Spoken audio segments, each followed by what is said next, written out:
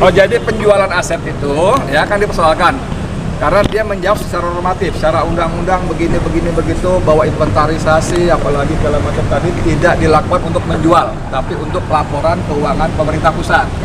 Tapi itu normatif, ya. Lalu setelah kita tunjukkan bukti-bukti bahwa atasannya, direkturnya, bahkan dirjennya mengatakan itu mungkin dijual, dia mengakui juga bahwa itu mungkin dijual, walaupun dia mengatakan bahwa sampai hari ini dia belum tahu ada rencana penjualan, tapi dia mengakui bahwa itu mungkin dijual, apalagi kita sodorkan yang bicara itu Direktur BNN-nya, barang milik negara, dan Direktur Jenderal HKN-nya, atau HKN negara, itu diakui. Jadi yang dia tuduhkan saya, yang JPU tuduhkan saya mengabarkan berita bohong tentang penjualan aset, terbantah oleh penjelasan saksi dalam persidangan tadi. Dan oligarki itu juga belum berdampak. Apa? Ya, tadi juga dijelaskan kan ini kan juga dalam kaitan tentang kenapa dihadirkan dari Kementerian Keuangan itu berkaitan dengan kerugian kan. Nah, apa dampak dari pernyataan oligarki? Ternyata dari saksi menyatakan itu ada dampak terhadap negara. Dia bilang dia belum menyatakan ada dampak terhadap negara. Dalam hal ini dalam IKN dia mengatakan juga ada dampak. Ya, itu yang dia ketahui. Tapi ketika disampaikan bahwa ada banyak proyek yang ditangani oleh Cina, seperti kereta api cepat Bandung Jakarta, itu ada. Dan itu berdampak ternyata dalam penggelembungan pembiayaan, kan begitu kita tahu kan, sampai dari 6 miliar dolar kalian sampai 8 miliar sekian dolar. Tapi poin utamanya tadi bahwa keterangan saksi justru membantah tuduhan jaksa bahwa saya menyebar berita bohong tentang penjualan aset-aset negara, gitu Bang ya. bahwa itu diatur dalam undang-undang. Itu ada, dan itu undang-undang memungkinkan itu terjadi. Gitu. Ada lagi pertanyaan? Bang, terkait dua saksi yang baru tadi, berhubungan apa Bang? Ah, itu aku belum tahu tuh, baru mau mulai kan, tadi kan baru dengar pidato doang. Apa yang dia doang? Saksi Pelapor ya? Oh ya, saksi pelapor ya. Om Selamat, Dasar Selamat mau nambahin nggak soal persidangan kita secara umum apa? Iya, jadi pertama saya hadir memberikan support kepada beliau bahwa Allah sedang tunjukkan kualitas beliau orang hebat. Ini Ustadz Selamat Orang Marif ya? terpilih, ya.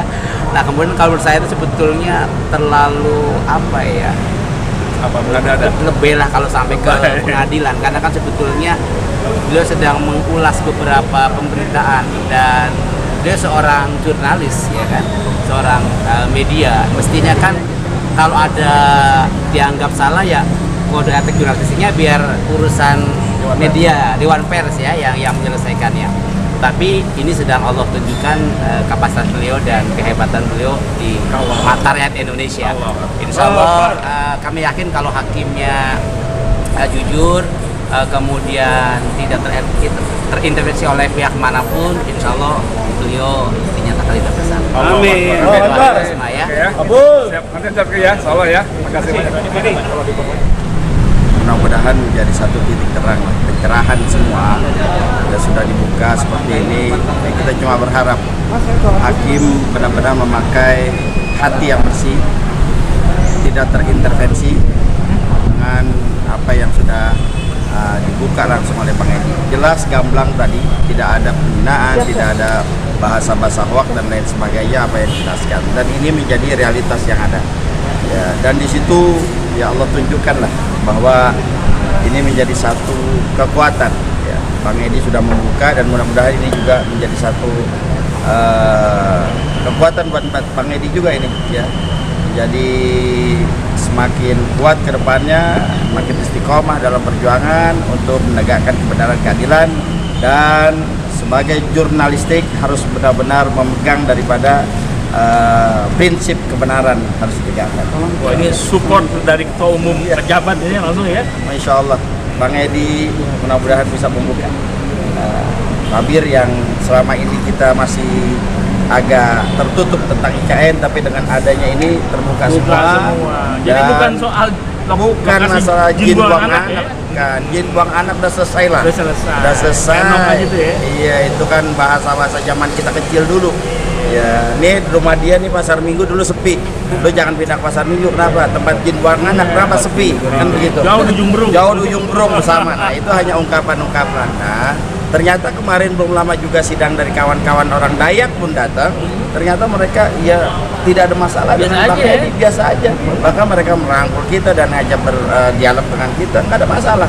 Bahkan mereka sekarang merasa sedikit terzolimi karena hak-hak mereka banyak yang tidak dipenuhi dengan adanya IKN ini. Udah Maka buka semua dibuka tadi, semua. FNN itu ya? Dibuka semua kemarin. Dan juga dari orang-orang Dayak sendiri pun berbicara.